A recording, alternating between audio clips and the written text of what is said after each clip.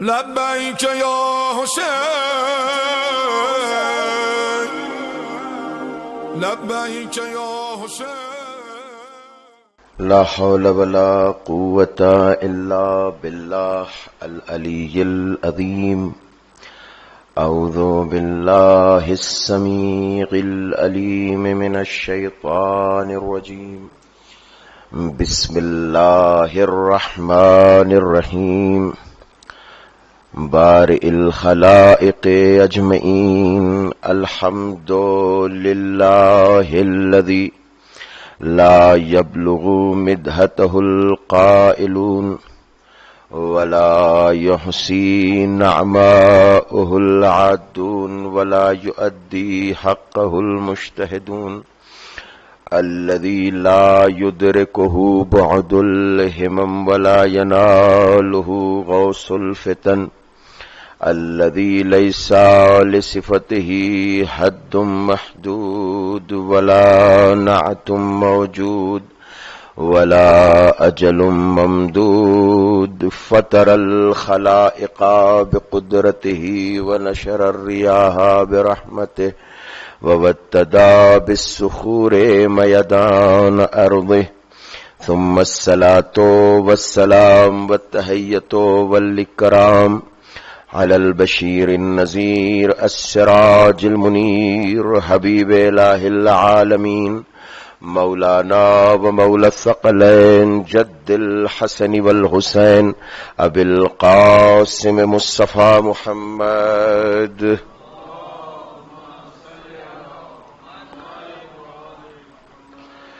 لا سيما وابن عمه ووصيه ووزيره وخليفته نور الانوار حجج الجبار والد الائمة الاطهار المولود في بيت ذي الاستار غالب على كل غالب مطلوب كل طالب الذي حبه فرض على الحاضر والغائب علي بن أبي طالب وعلى آله الطيبين الطاهرين المعصومين المنتخبين المنتجبين ولعنة الدائمة على أعدائهم وقتلتهم وغاصب حقوقهم ومنكر فضائلهم وعصمتهم أجمعين من ليلتنا هذه إلى صباح قيام يوم الدين. أما بعد فقد قال الله تبارك وتعالى في كتابه المجيد والفرقانه الحميد وقوله الحق. بسم الله الرحمن الرحيم. ما ننسخ من آية أو ننسها نأتي بخير منها أو مثلها. ألم تعلم أن الله على كل شيء قدير. الصلوات على محمد وآل محمد.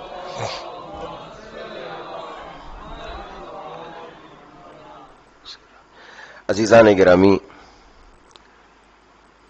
شب 7 محرم ہے. آپ دیکھیے کہ کتنی جلدی ایام گزر گئے اور ہمارے پاس 2-3 دن بچے ہیں عاشورہ کے لیے. لہذا گزارش کروں گا، بار بار گزارش کر رہا ہوں کہ بچے ہوئے ایام میں جتنا رو سکتے ہوں رو لیں، جتنا پرسہ دے سکتے ہوں پرسہ دے لیں، تاکہ دل میں ملال نہ رہے کہ محرم گزر گیا اور ہم پرسہ نہ دے سکے. میں اپنی بات یہاں سے شروع کر رہا ہوں. کل میری بات رہ گئی تھی اور ایک تمہیدی گفتگو بیچ میں آ گئی. عزیزان گرامی، گفتگو حضرت نوح کی ہو رہی تھی. حضرت نوح علیہ نبینا نے اللہ سے دعا کی، یا اپنی زبان میں کہوں بد دعا کی کہ پروردگار میری قوم سدھر نہیں رہی ہے، میری قوم راہ راست پر نہیں آ رہی ہے، لہذا اے میرے اللہ تو عذاب نازل کر دے. اور اللہ نے بغیر کسی تاخیر کے حضرت نوح سے کہا ٹھیک ہے کشتی بناؤ، اور حضرت نوح نے کشتی بنائی. جو اس میں سوار ہو سکے، جو نہیں سوار ہو سکے وہ سب ہلاک ہو گئے. اور اللہ نے اس سلسلے میں نوح سے کہا بھی کہ اے نوح ولا تخاطبنی، مجھے ایسے لوگوں کی سفارش نہیں کرنا کہ جو کشتی میں سوار ہونے سے انحراف کر رہے ہیں، میں ان کو بچانے والا نہیں ہوں. انہیں میں کیا کروں گا؟ غرق کر دوں گا، ختم کر دوں گا. وہ ڈوب جائیں گے، ختم ہو جائیں گے. ذرا سوچئے آپ. کل ایک جملہ میں نے کہا تھا لیکن روک دیا تھا وہاں پر، کیونکہ اس کے آگے بڑھتا تو پھر وقت بہت ہو جاتا. حضرت نوح علیہ السلام نبی ہیں، اور بہرحال دنیا میں آئے ہیں ایک انسان بن کر کے. اللہ نے ان کو نبوت دی ہے، ان پر وحی آتی ہے، قانون دیا ہے انہیں. بیوی اور بچے سے بڑھ کر کوئی نہیں ہوتا. اور جو ہے نا انسان کی زندگی میں بیوی اور بچوں سے بڑھ کر کوئی نہیں ہوتا. بہت قریب ہوتے ہیں بیوی بچے. مگر آپ دیکھیے کشتی نجات کی اہمیت یہ ہے کہ نوح جیسے نبی کی بیوی بھی ہے تو کیا ہوا، بیٹا بھی ہے تو کیا ہوا، اگر وہ مخالفت کریں تو ہلاک ہو جائیں. جو فرما رہے ہیں آپ، بس ایک جملہ کہہ کر بات آگے بڑھاؤں گا. نوح جیسے نبی کی بیوی، نوح جیسے نبی کا بیٹا اگر کشتی نجات کے مخالف ہو جائیں تو اللہ یہ کہتا ہے کہ ہم ان کو ہلاک کر دیں گے، اور ان کو ہلاک کر دیا. اب جملہ آپ کے حوالے ہے کہ ایسے بیوی، ایسا بیٹا جو نبی کا بیٹا ہے، نبی کی بیوی ہے، اگر کشتی نجات کے مخالف ہو تو اللہ ہلاک کر دیتا ہے. تو عزیزان گرامی، بیوی اور بچوں سے زیادہ قریب کوئی نہیں ہوتا. اللہ نبی کی بیوی اور بچوں کو ہلاک کر دے رہا ہے تو پھر صحابیوں کی کیا حیثیت ہے. ایک صلوات بھیجو محمد والے محمد پر.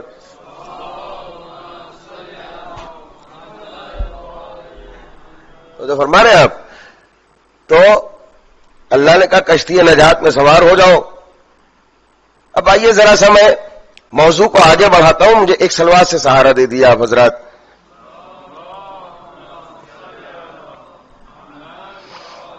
کل میں نے جو تمہید باندھی تھی اس سے گفتگو کو آگے بڑھاؤں گا. نبی کی بیوی اور نبی کا بیٹا، خدا کی قسم قرآن پڑھے لطف آ جاتا ہے. میں نے کل تمہید پر بات کو چھوڑ دیا تھا، آج میں اسی بات کو آگے بڑھاتا ہوں. آپ ذرا غور کیجئے گا. میں چاہتا ہوں یہ لوگ تھوڑے لوگ سامنے آ جائیں تو ذرا اچھا رہے گا. بات جو ہے انٹریکشن سامنے جو ہے زیادہ اچھا بنتا ہے. معافی چاہتا ہوں. ایک صلوات اور بھیج دیں محمد والے محمد پر.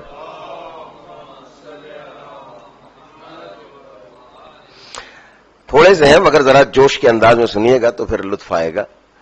سورہ تحریم میں اللہ نے کہا، پہلے تو نوح کی بیوی کی مخالفت بتائی اللہ نے، اس کے بعد ایک دم سے مزاج پروردگار کا بدل گیا اور اللہ کیا کہتا ہے، ضرب اللہ مثلا للذین کفروا. میں نے کسی مجلس میں اس موضوع کو ہلکا سا بیان کیا تھا، تفصیل نہیں بیان کی تھی. آج میں چاہتا ہوں تھوڑا سا تفصیل سے بات کروں. اللہ کہہ رہا ہے ضرب اللہ مثلا للذین کفروا. دیکھیں میری اور آپ کی گفتگو یہ نہیں ہے، میرے جیب کی گفتگو نہیں ہے، یہ پوری گفتگو قرآنی گفتگو ہے. توجہ ہے نا. جو سمجھا، جو تفسیریں دیکھی وہ آپ کی خدمت میں پیش کر رہا ہوں. اللہ کہتا ہے ضرب اللہ مثلا للذین کفروا. ہم نے کافروں کے لیے آئیڈیل بنایا. دیکھیں آئیڈیل ہوتا ہے نا. ہمارے لیے اللہ نے آئیڈیل جب اعلان کیا تو کیا کہا کہ دیکھو محمد کی ذات والا صفات تمہارے لیے بہترین نمونہ اور آئیڈیل ہے. قرآن نے یہی اعلان کیا نا، وَلَكُمْ فِي رَسُولِ اللَّهِ أُسْوَةٌ حَسَنَةٌ. تمہارے لیے رسول کی ذات والا صفات کیا ہے؟ بہترین آئیڈیل ہے نا. پیغمبر کی ذات گرامی ہمارے لیے اسوا ہے، نمونہ ہے. ٹھیک. اب دیکھیں ایک بات اور ذہن میں آ رہی ہے لیکن میں اس کو نہیں چھیڑوں گا ابھی، ورنہ بات کہیں سے کہیں چلی جائے گی. مجھے جو آج میں نے سوچا ہے اس کو میں مکمل کروں گا. اسی طریقے سے بہت سے لوگ زندگی میں اپنا آئیڈیل بناتے ہیں. مثلا کسی کو ایک اچھا کرکٹر بننا ہے تو دیکھیں گے کہ دنیا کے نقشے میں کون اچھے کرکٹر ہیں. اچھے کرکٹر کو چن کے ان کو آئیڈیل بنائیں گے تاکہ ان تک پہنچ سکیں، ویسا بن سکیں، ویسا کھیل سکیں، ہے نا. کسی کو اچھا انجینئر بننا ہے تو دیکھیں گے دنیا میں ٹاپ کلاس کے انجینئر کون ہیں، ان کو اپنا آئیڈیل بنائیں گے.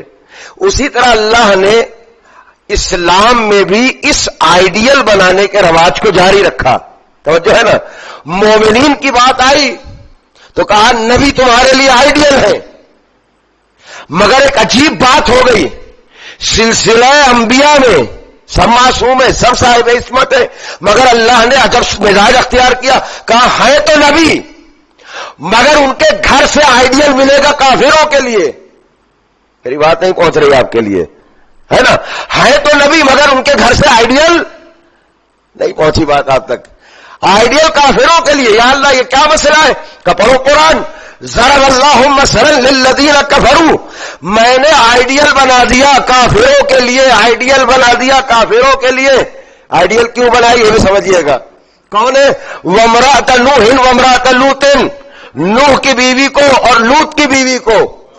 تو جو فرمایا آپ نے لوط بھی نبی ہے، نوح بھی نبی ہے، یہ بھی معصوم، یہ بھی معصوم. ان پر بھی اللہ کی وحی آتی ہے، ان پر بھی اللہ کی وحی آتی ہے. یہ بھی قانون الہی کو نافذ کرنے والے، وہ بھی قانون الہی کے نافذ کرنے والے. یہ بھی صاحب تقویٰ، یہ بھی صاحب تقویٰ. مگر عجب بات ہے، ساتھ میں رہنے والی بیوی کے لیے اللہ کہہ رہا ہے یہ تو نبی ہے مگر یہ کافروں کے لیے آئیڈیل ہے.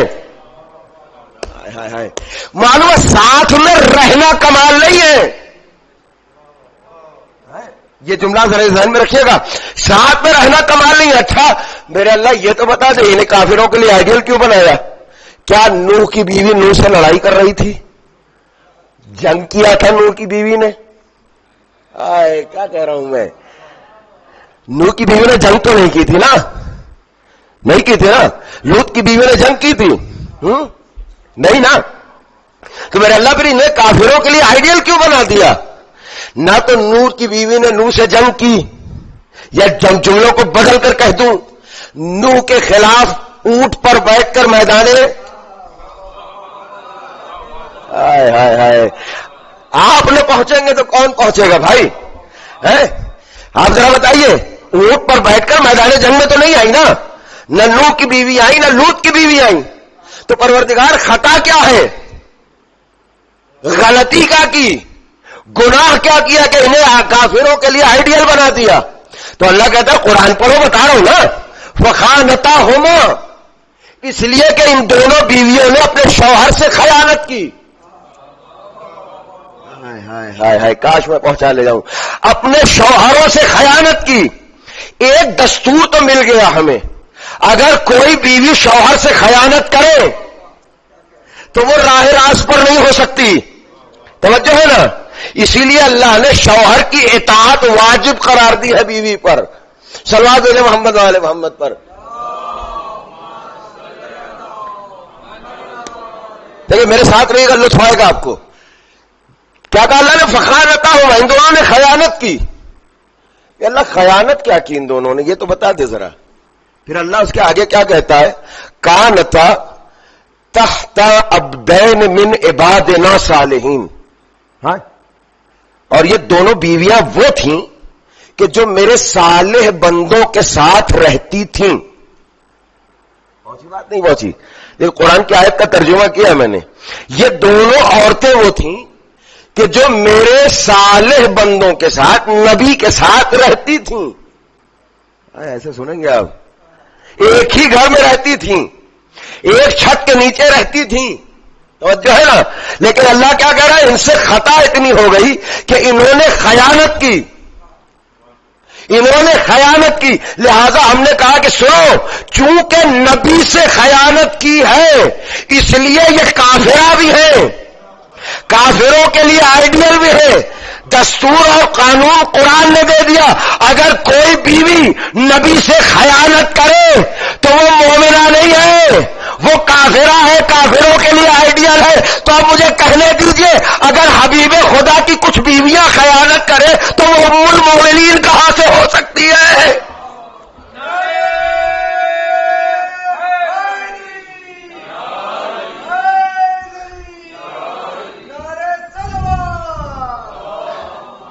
اچھا ایک بات اور واضح کرتا چلوں، اللہ کہتا فخانتہما ہے خیانت کی، تو اب یہ اللہ خیانت کون سی کی انہوں نے؟ سوال ہے یا نہیں ہے کہ خیانت کیا کی؟ سنو، نوح جب پریشان ہو گئے قوم سے، نبی ہے، اللہ کی وحدانیت لے کر آئے ہیں، علم خدا لے کر آئے ہیں، لوگوں کو انسان بنانا چاہتے ہیں، مگر قوم نہیں سدھری، آخر میں بددعا کی تو اللہ نے کہا ایک کشتی بناؤ۔ بار بار میں عرض کر رہا ہوں نا، دیکھیں ریلیٹ وہیں سے ہے معاملہ، جو ہے نا کشتی بناؤ۔ اچھا نوح جہاں رہتے تھے سرزمین کنعان پر، وہاں دور دور تک نہ کوئی سمندر ہے، نہ کوئی دریا ہے، نہ کوئی تالاب ہے بڑا کہ پتہ چلے کشتی اس میں چلے گی، ہے چھوٹا سا گاؤں دیہات اس زمانے کے لحاظ سے، کہ کشتی بناؤ۔ اب حضرت نوح نے کشتی بنائی تو کہاں بنائی ہے؟ زمین پر نا۔ آپ انصاف سے بتائیے، اگر میں اسی صحن میں باہر ایک بڑی سی کشتی بناؤں اور یہ کہوں کہ میں یہیں چلاؤں گا تو لوگ مجھے پاگل کہیں گے یا نہیں کہیں گے؟ کہیں گے نہیں کہیں گے کہ کیسا ریزیڈنٹ تعلیم آیا ہوا ہے، بیوقوفی والی باتیں کرتا ہے؟ انصاف سے بتائیے، کہیں گے نہیں کہیں گے؟ لوگ کہیں گے بھیا مولانا آپ کو بنانا ہی ہے اگر تو چلے جائیے، اتنا بڑا تالاب وہاں پڑا ہوا ہے انٹربے میں، وہاں جا کر بنا لیجیے اور تالاب میں چلائیے جتنا کشتی چلانا ہے۔ یہ کون سی جگہ ہے؟ یہاں پہ آپ کیا کشتی چلائیں گے؟ یا تو ایک کام کرے کشتی نما گاڑی بنا دیں، نیچے پہیا لگا دیں تو زمین پہ چلنے لگے گی، اور اگر میں کشتی ہی بناؤں تو لوگ مجھے احمق بیوقوف اور پاگل کہیں گے۔ کیوں؟ اس لیے کہ کشتی چلتی ہے پانی پر، زمین پر نہیں چلتی، توجہ رکھیے گا۔ اب حضرت نوح جب کشتی بنا رہے، لوگوں نے کہا کیا کر رہا ہوں؟ کہ دیکھتے نہیں کشتی بنا رہا ہوں۔ کہ نوح یہاں نہ دریا ہے، نہ سمندر ہے، نہ تالاب ہے، پانی کا دور دور تک کوئی نام و نشان نہیں ہے، تم کشتیاں بنا رہے ہو؟ پاگل ہو گئے، تمہارا دماغ چل گیا؟ توجہ کیجیے گا، اس عمل کی بنیاد پر چونکہ اللہ جانتا تھا کہ پانی آئے گا کہاں سے، اور جو ہے نا نوح جانتے تھے، نبی تھے، علم غیب کی بنیاد پر اللہ نے ان کو بتایا تھا پانی آئے گا کہاں سے، اس کے علاوہ کوئی نہیں جانتا تھا نا، مصلحت الہی اللہ جانتا ہے، اپنے نبی کو بتایا اس نے، اور کوئی نہیں جانتا تھا، لہذا کشتی بنانا شروع کیا، لوگوں نے پاگل کہنا شروع کیا۔ توجہ کیجیے گا، کہا دماغ سے ہٹ گئے، چل گئے، کھسک گئے۔ اچھا دنیا کہے تو کہے، بیوی بھی کہنے لگی، توجہ کیجیے گا، بیوی بھی کہنے لگی، یا جملوں کو بدل کر کہہ دوں آپ تک پہنچ جائے بات، بیوی کے یہاں کوئی بھی گھر پہ آتا تھا نوح ہے؟ کون نوح؟ وہی جو پاگل ہے جو زمین پہ کشتی بنا رہے ہیں۔ کون کہتا تھا؟ بیوی، گھر میں رہنے والی، ہمیشہ ساتھ میں رہنے والی، اور جس سے حضرت نوح نے شادی کی ہے۔ اتنا تو شوہر کو بیوی کو سمجھنا چاہیے نا، اگر بیوی اپنے شوہر کو اتنا نہ سمجھے تو پھر وہ بیوی نہیں ہے، اتنی انڈرسٹینڈنگ تو ہونی چاہیے نا، نہیں ہونا چاہیے۔ جو بھی آیا تھا وہ پاگل کی بات کر رہے ہو، احمق کی بات کر رہے ہو، دماغ چل گیا ان کا۔ توجہ کیجیے گا، ایک بیوی نبی کی ہے مگر چونکہ دماغ نبوت پر شک کیا ہے۔ ہائے میں کہاں جا رہا ہوں، آپ میرا ساتھ دیجیے خدا کے لیے۔ دماغ نبوت پہ شک کیا ہے، دماغ نوح پر شک کیا ہے، تو اللہ نے کہا یہ بہت بڑی خیانت ہے اور میں نے چھوڑوں گا نہیں۔ اب چونکہ دماغ نبوت پہ شک کیا ہے اس لیے یہ کافرہ بھی ہے اور جہنمی بھی ہے۔ توجہ ہے نا، اگر نبی کی بیوی نبی کے دماغ پہ شک کرے تو وہ کافرہ اور جہنمی دونوں ہے۔ تو اگر کوئی صحابی میرے نبی کے دماغ پہ شک کرے، صلوات بھیجے محمد وآل محمد پر،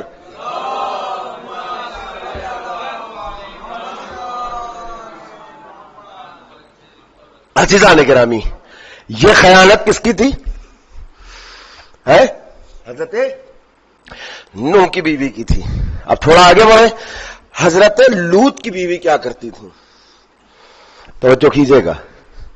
نوح کی بیوی کی خیانت کیا کیا؟ دماغ نبوت پر شک کیا. حضرت لوط کی بیوی نے کیا کارنامہ انجام دیا؟ حضرت لوط کی بیوی نبی کی بیوی ہو کر نبی کی جاسوسی کرتی تھی. تو جو ہے نا، کس سے مل رہے ہیں، کہاں جا رہے ہیں، آج کی زبان میں کہوں تو پورا اسپائی ویئر کا کام کرتی تھی. جو ہے نا، یا یوں کہوں کہ پیچھے جو ہے 2 CCTV کیمراز لگا رکھے تھے تاکہ ان کی ایک ایک نقل و حرکت پر، ایک ایک موومنٹ کے اوپر نظر رکھی جا سکے. اچھا وہ کہتی کیا تھی؟ معاملہ یہ تھا کہ لوط خدا کی طرف بلاتے تھے، لوط برائیوں سے قوم کو اچھائیوں کی طرف بلاتے تھے. قوم کو پسند نہیں آتا تو ہمارے خدا کو برا کہو گے، وہ بڑا والا ہے، وہ مچھلا والا ہے، وہ چھوٹا والا ہے، ہمارے ہر خدا الگ ٹائپ کے، تم ہمارے خداؤں کو برا کہو گے؟ تمہاری اوقات کیا عزیزان گرامی؟ اچھا گھر والوں، باہر کے جتنے دشمن تھے انہوں نے لوط کی بیوی کو اپنا وہ کر لیا، اپنی طرف کر لیا. کہا ان کے اوپر نظر رکھو، یہ کرتے کیا ہیں، ملتے کس سے ہیں، کہتے کیا ہیں، مقصد کیا ہے ان کا، تاکہ ہمیں خبر ملتی رہے اور ہم اسی حساب سے منصوبہ بناتے رہے. دیکھیں ایک بات ہے، ہمارے بڑے بوڑھے کہہ گئے کہ گھر کا بھیدی لنکا ڈھائے. جو ہے نا، تو معاملہ کا اکثر اوقات گھر ہی سے خراب ہوتا ہے. نہیں پہنچی بات آپ تک؟ ہے معاملہ گھر ہی سے خراب ہوتا ہے. 2 بیویاں، ایک دماغ نبوت پہ شک کرتی ہے اور ایک توجہ کیجیے گا جاسوسی کرتی ہے. اب آئیے محمد مصطفیٰ کی زندگی کو دیکھیں. یہاں بھی ہمیں 2 بیویاں نظر آئیں. ایک نے نبی کی نبوت پہ شک کیا اور ایک نے نبی کی خاص بات کی جاسوسی کی. نہیں پہنچا پا رہا ہوں، توجہ ہے نا. وہاں 2 بھی نبیوں کی بیویاں. اللہ نے کہا کافرہ بھی ہے، کافروں کے لیے آئیڈیل بھی ہے، جہنمی بھی ہے. تو اگر نبی نوح کی بیوی لوط کی بیویاں ایسی ہو سکتی ہے اور وہ جہنمی بن سکتی ہے، تو اگر محمد کی بیوی یہ کرے تو وہ جہنمی کیوں کر نہیں بن سکتی؟ صلوات بھیجے محمد والے محمد پر.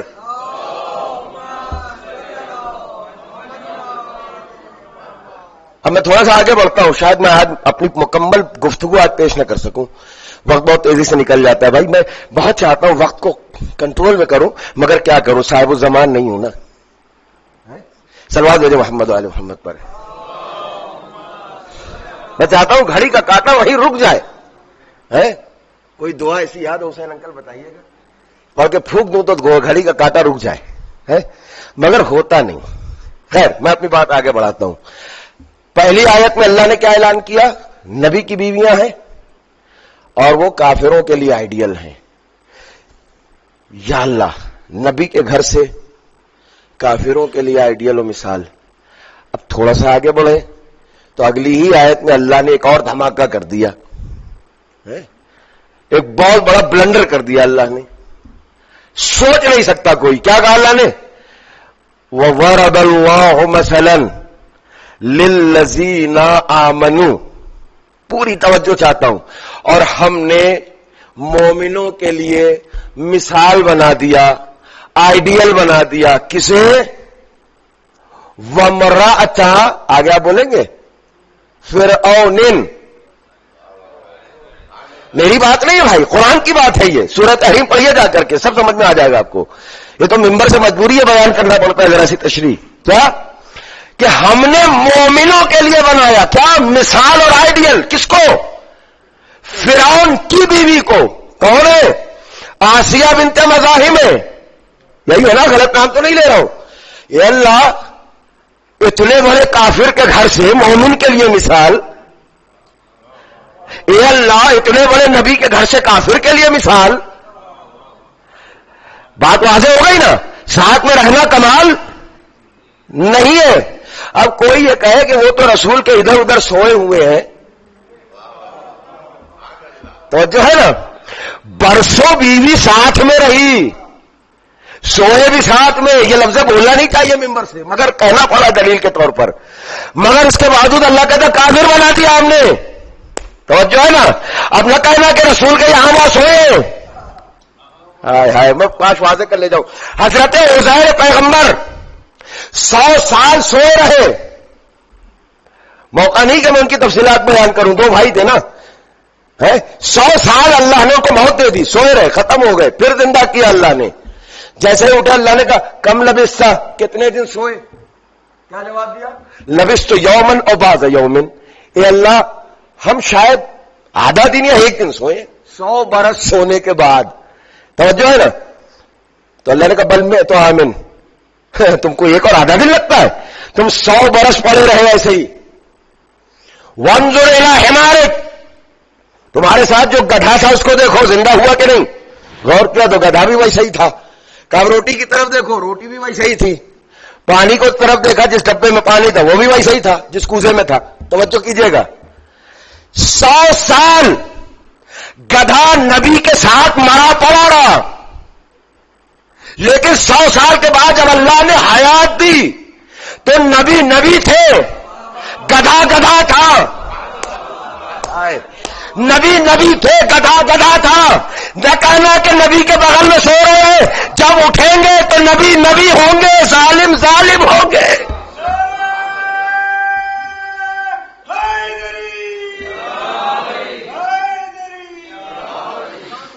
بھائی بات واضح ہو رہی ہے. اب اس کے بعد آگے بڑھتے ہیں ہم ذرا سا. ایک صلوات اور بھیج دیں محمد والے.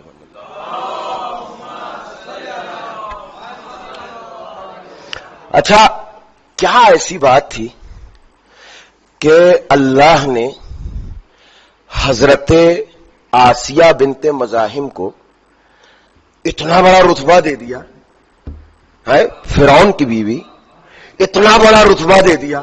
کہا نہیں تم مومنوں کے لیے آئیڈل, مومنہ ہی نہیں ہو, تمام مومنین کے لیے آئیڈیل ہو. ٹھیک ہے, مومن ہونا الگ ہے, آئیڈیل بننا الگ ہے. توجہ ہے نا.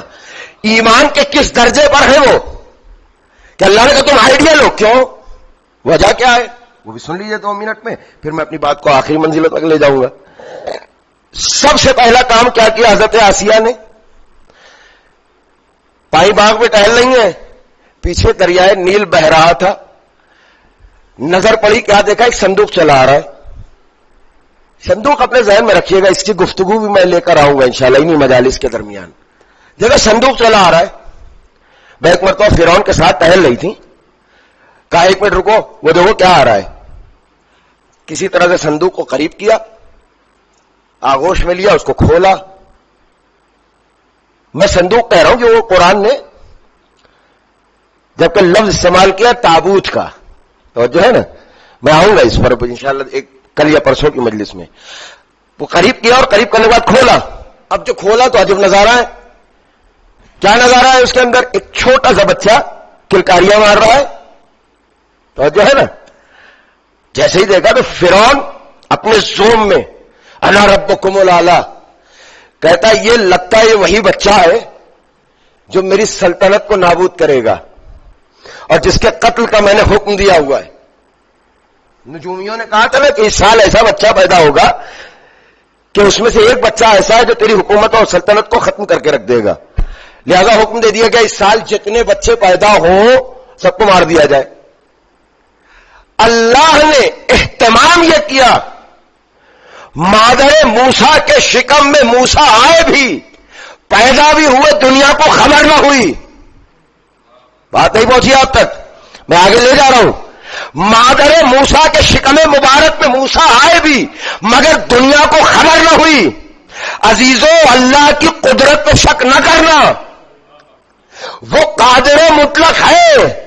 جس طرح وہ موسیٰ کی ولادت کرا سکتا ہے تو امام زمانہ کی ولادت پہ شک کیوں کرتے ہو؟ صلوات بھیجو محمد و آل محمد پر.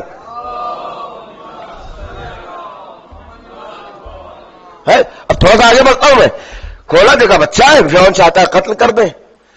حضرت آسیہ بنت مزاحم کہتی ہیں دیکھو مجھے نہیں پتا یہ کس نے پیدا کیا, کس کا خون ہے، کس کا بچہ ہے، ہمیں نہیں معلوم. ہو سکتا ہے اللہ نے اس پربرکت دریائے نیل کی وجہ سے کے ذریعے سے یہ بچہ ہمیں دیا ہو، کیونکہ ہم بے اولاد ہیں، اور ہم اسے جب اپنے حساب سے پالیں گے، پوسیں گے، اس کو بڑا کریں گے، تو یہ بچہ کیا ہوگا؟ جیسے ہم ہوں گے ویسے یہ بچہ ہو جائے گا. نہیں پہنچی بات آپ کو؟ جیسے ہم ہوں گے اپنے حساب سے اس کو ڈھال لیں گے، ہمارے مذہب پہ ہوگا، ہماری فکر پر ہوگا، ہمارے طور طریقوں پر ہوگا. توجہ رضان محترم، کہاں لے جا رہا ہوں آپ کی فکر کو؟ یعنی جناب آسیہ بھی جانتی ہے کہ بچہ جس کی آغوش میں پلتا ہے، ایسے بولیں گے تو نہیں چلے گا بھائی، جس کی گود میں بچہ پلتا ہے ویسا ہی ہو جاتا ہے. اب میں اس کا کیا کروں؟ مکے میں ایک ہے ابو طالب، اپنی آغوش میں پرورش دی 2 بچوں کو، ایک کو پالا نبی بنا دیا، ایک کو پالا علی بنا دیا. اب مجھے نہیں معلوم ابو طالب کے اندر صفات نبوت زیادہ ہے یا صفات امامت زیادہ ہے.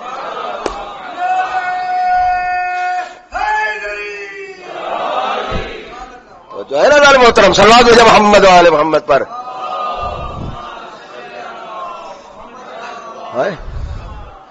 میں بہت شکر گزار ہوں، واقعی بہت اچھا سن رہے ہیں آپ، بہت شکر گزار ہوں. مجھے ایسی ہی سماعتیں چاہیے ہوتی ہیں بھائی.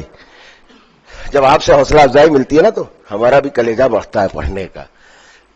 لے لیا بچے کو، فرعون کو سمجھایا، تو اس وقت کے لیے فرعون ٹھیک ہے جیسا تم کہتی ہو، کوئی مسئلہ نہیں ہے.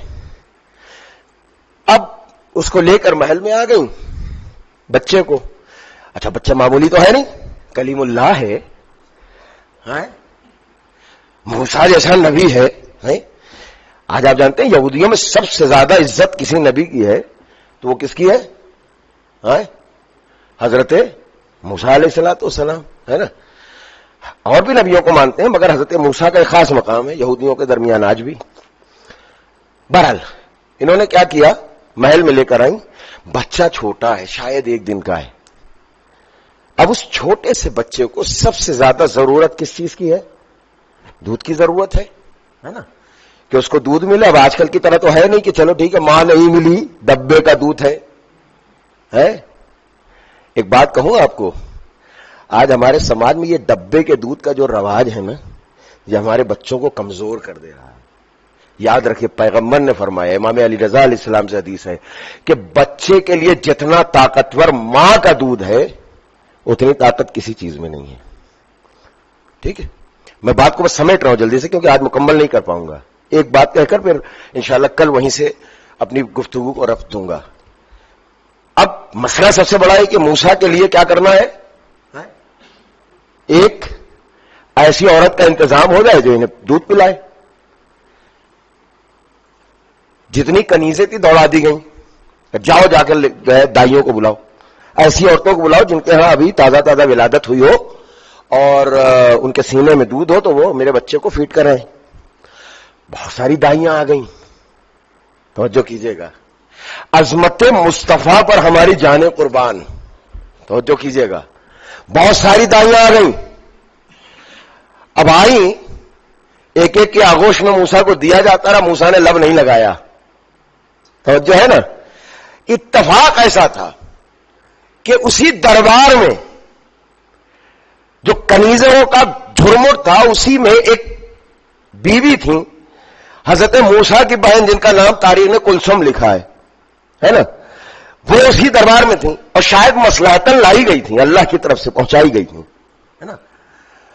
انہوں نے دیکھا کہ کسی بھی دائی کے سینے کو دودھ کو منہ نہیں لگایا، وہ فوراً کہا کہ حضور اگر آپ اجازت دے بیگم صاحبہ تو میں ایک دائیا جانتی ہوں، اگر آپ اجازت دیں تو میں لے آؤں. لے آؤ. دیکھو یہ ساری دائیوں کسی کا منہ ہی نہیں لگا رہے، پی نہیں رہے، موسیٰ اس طرف رخ ہی نہیں کر رہے. توجہ کیجئے گا، دوڑی دوڑی خوشی خوشی گئی. ماں سے کہا اماں تیار ہوئی. کہا کیا مطلب؟ کہا بہت ساری آئی ہیں کسی کا منہ نہیں لگ رہا. کا مطلب؟ کہا اللہ کی مصلحت ہے کہ آپ چلیں. یہی کون سی بات؟ آپ چلیں. اما قدرت خدا سے مذاق نہ کرنا. اللہ چاہتا ہے تو موسیٰ کو فرعون کے محل میں پالتا ہے اور ماں کا دودھ دے کر پالتا ہے. توجہ ہے نا. تو قدرت خدا سب سے برتر و بالا ہے, اس کے آگے کوئی نہیں ہے. سنیں آپ کیا ہوا. لے کر آئی ادھر موسیٰ آغوش میں ہے کس کے, آسیہ بنت مزاحم کے. پہنچی بیگم صاحبہ یہ دیکھیے یہ آ گئی. نہیں بتایا نا کہ ماں ہے, راز کھل جاتا, معاملہ کچھ گڑبڑ ہو سکتا تھا, چھپایا گیا. جیسے ہی موسیٰ قریب پہنچے نا, وہ قریب پہنچی, ہمک کر موسیٰ ان کے آغوش میں آ گئے اور اس کے بعد خوب دودھ پیا. ظاہر ماں ہے. نبی کسی بھی نجس شکم سے باہر نہیں آتا, جو کیجیے گا. اور نہ نبی نجس سینے کو منہ لگا سکتا ہے. اس لیے کہ اللہ نے قرآن میں کہا حرمنا علیہ المواضع من قبل. اے موسیٰ تم دوسری دائیوں کے سینوں کو منہ کیسے لگاتے؟ ہم نے پہلے ہی حرام قرار دیا, وہ نجس ہے, تمہارا کہن پاک ہے. میں کہاں لے جا رہا ہوں. اگر موسیٰ کے لیے اللہ یہ اہتمام کر سکتا ہے تو اے مسلمانوں تم دائی حلیمہ کہاں سے لاتے ہو؟ اگر موسیٰ کا دہن اللہ پاک رکھ سکتا ہے تو محمد کا کیوں نہیں؟ صلوات بھیجے محمد والے محمد پر. بس یہاں پہ روک دیتا ہوں گفتگو کو, کل سنیے گا اس کے آگے انشاءاللہ. کل میرے خیال ہے شام کو 5 بجے مجلس سے, نہیں انشاءاللہ, تو اس میں سنیے گا. عزیزو ہم غم بنا رہے ہیں, ہم ماتم کر رہے ہیں, ہم رو رہے ہیں. اور کیوں نہ روئیں؟ اس لیے کہ جب بھی محرم آتا ہے نا, کوئی روئے یا نہ روئے, ہمارے وقت کا امام بہت روتا ہے, امام زمانہ بہت روتے ہیں. اور آج جس شہید کا تابوت آپ برآمد کرنے والے ہیں وہ کون ہے پتہ ہے آپ کو؟ ہے امام زمانہ نے اپنے زیارت میں باقاعدہ سلام بھیجا. میرا سلام ہو اس نازنی بدن کو کہ جو مرنے سے پہلے پائمال کر دیا گیا. جزاکم اللہ. یہی رونے کہاں ہے؟ اللہ کو کوئی غم نہ دے سوائے غم اہل بیت کے. جزاکم اللہ جزاکم اللہ. سنیے بس چند جملہ, اس کے بعد ختم کروں گا میں. آپ کے کاندھوں پر انشاءاللہ تابوت ہوگا. آپ جانتے ہیں نا مدینے میں جب امام حسن علیہ السلام کی شہادت ہو رہی تھی, شہادت سے کچھ قبل کی بات ہے, ابھی حضرت قاسم کی ولادت ہوئی ہے. حضرت قاسم کو بلایا قریب امام حسن نے. سنیں گے آپ, قریب بلانے کے بعد بڑا پیار کیا.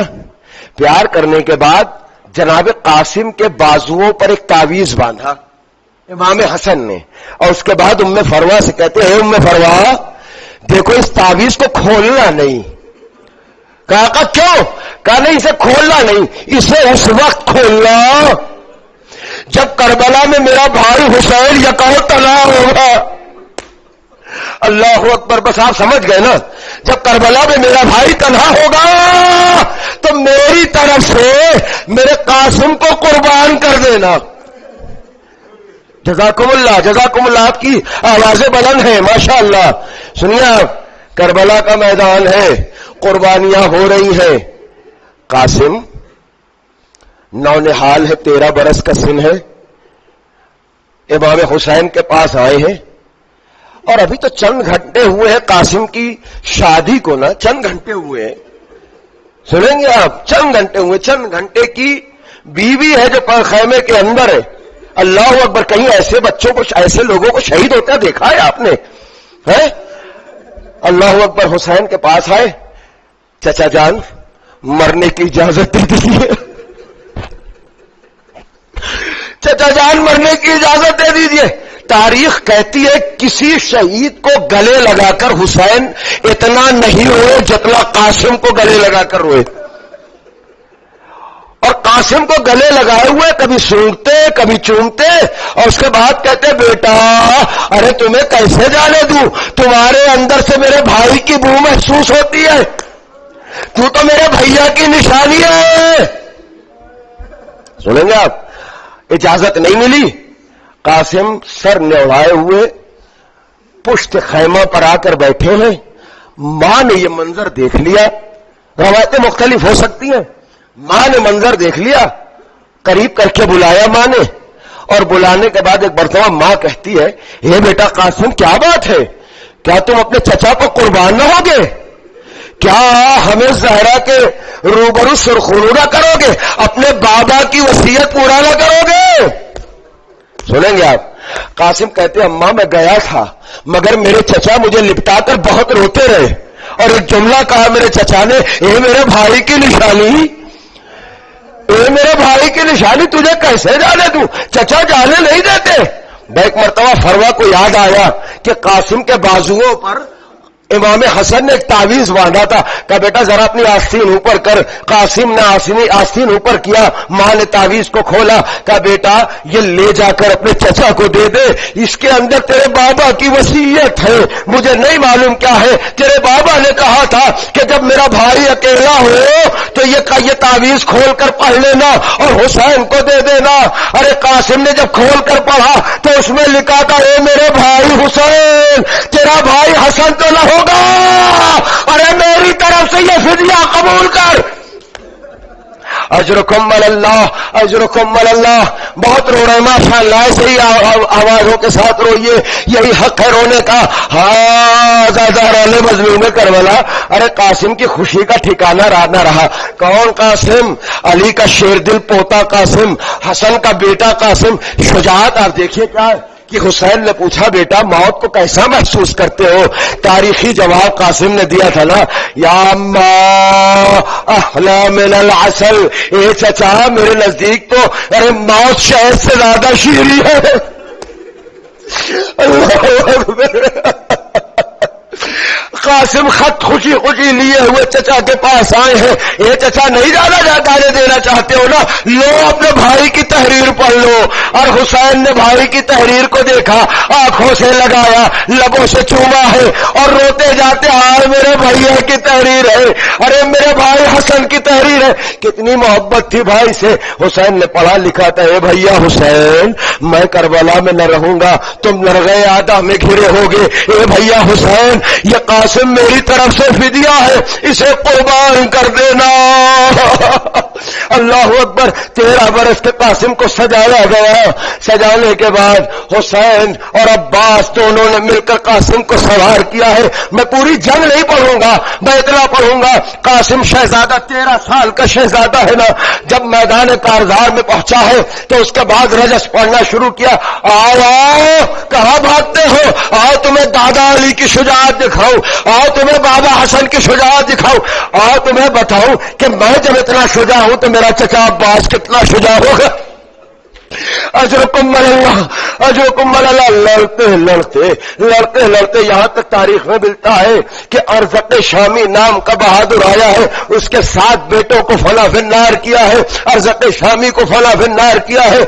अब बच्चा है, कितना लड़ता, बड़ी शुजाअत दिखाई, बड़ी दाद शुजाअत दी है, मगर अब एक मरहला वो आया है कि फौज के दुश्मन की फौजों ने सोचा ये अली का पोता है, इसे अकेले नहीं मारा जा सकता, अकेले अकेले जंग में कोई इसका सानी नहीं है, इसे घेर कर मारा जाए। अल्लाह अकबर। अली का पोता चारों तरफ से घिर गया।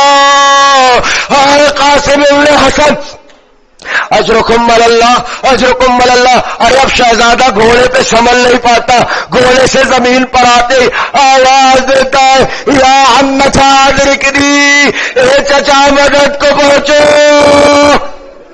अजरुकुम अल्लाह, अजरुकुम अल्लाह। अभी आप ताबूत बरामद करेंगे, ये सोचकर बरामद कर लीजिएगा। हुसैन ताबूत जनाजा तो न उठा सके, इसलिए कि जनाजे के टुकड़े थे हुसैन के हाथों में। कासिम जमीन पर आए, अरे हुसैन दौड़े कासिम की जानिब, अरे गजब हो गया। अरे कासिम का जिंदा जिस्म नाज़ली, इधर के घोड़े उधर, उधर के घोड़े इधर, अरे जिंदा जिस्म पामाल हो गया। कासिम के टुकड़े बिखरने लगे। हुसैन करीब पहुंचे, करीब पहुंचने के बाद फौजों को दूर किया, अपने अब्बा का दामन फैलाया है, खुदा किसी को ये मजलूमियत न दिखाए। یہ مظلومیت نہ دکھائے. چچا نے ابا کا دامن پھیلایا, قاسم کے ٹکڑوں کو ابا کے دامن میں سمیٹا اور اس کی گٹھری بنا کر لے کر خیمے کے قریب آئے ہیں. آواز دیتے ہیں بھابھی ام فروا. بس آخری جملے, اے بھابھی ام فروا. جیسے ہی بھابھی ام فروا خیمے کے در پر آئی ہے, کہا لو قاسم کا جنازہ آ گیا.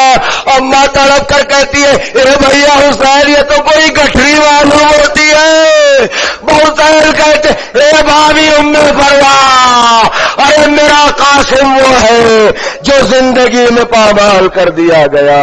واہ قاسمہ واہ قاسمہ واہ حسینہ ماتم حسین. لبیک یا حسین